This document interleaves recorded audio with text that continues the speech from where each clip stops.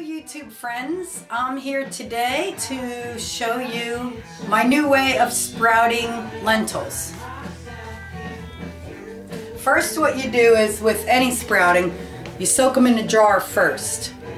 Depending on the size of the seed or grain that you're going to be sprouting, the bigger ones usually about 8 hours, say overnight, of sprouting. I'm doing lentils today, so I had them soaking overnight in a glass jar. You don't really want to use plastic because there's no need for that. You don't want plastic absorbing into your food, the chemicals in the plastic. So always use glass when you can.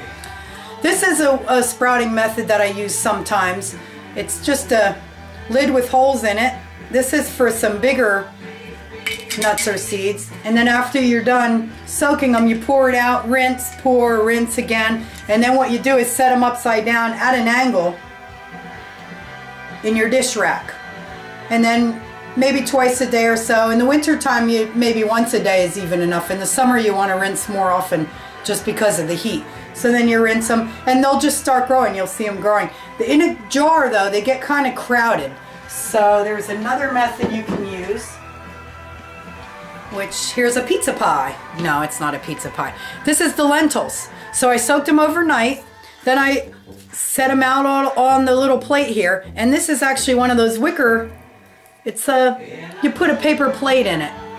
So you spread them around in there after they're rinsed off nicely, and then you could do this for like 2 days or so to let them sprout nicely, and I'll show you what I do here. Is I rinse them off just like this.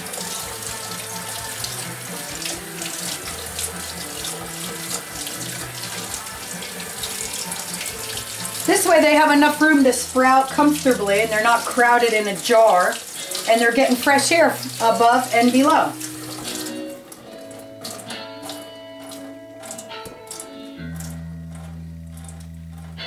There you go.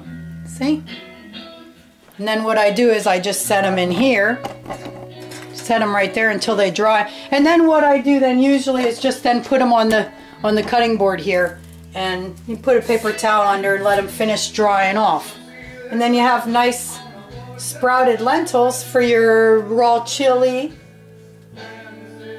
or for just to put in a salad. Now, that's just one method of sprouting. There's many, or two methods, one in the jar and one in the wicker. They have plastic ones like that hold plates too, but you really, like I said, you don't really want to use the plastic. If you can find the wicker ones, that's your best bet. This is one of the first books I got on sprouting, and it's from the Sprout Man, Steve Merowitz. He actually has a catalog, the Sprout Man, if you look it up online. I guess all you have to do is look up Sprout Man. You should be able to find him. It's pretty good. He's written this book and a couple others that just have so much to do with sprouting. And sprouting's a really nice way to get huge amounts of nutrients. And here he has this little sprouting chart, which I used early on in the beginning, but I don't really use it anymore. It has all the different nuts and seeds that you can sprout. It's a really good chart, and it shows you how long to soak them and how long it takes to sprout them. There's another thing you could do too, is go a little bit beyond sprouting, what they call microgreens. And you use little containers that you could use for berries, that you get your berries in. Those are plastic, but what you'll do is put soil in it, and it has holes in the bottom for drainage, and you sprinkle the seeds all on top after you soaked them.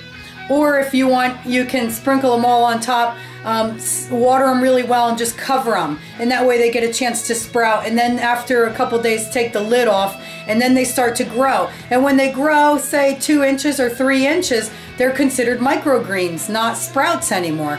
And they are really powerful, nutrient-dense foods. And you could just take them and cut them right off at the base, and then just put them on your salads.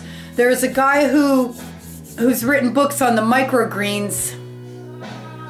His last name's Brunstein, but if you look up microgreens, you could probably find him. I can't remember his first name. I think it's Mark.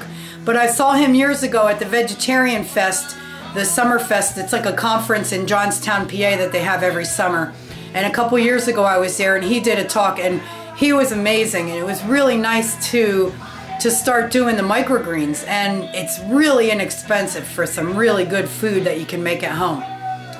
So that's your tips for today on sprouting, and I will talk to you soon. Please subscribe to my videos. If you'd like these videos, click the like button.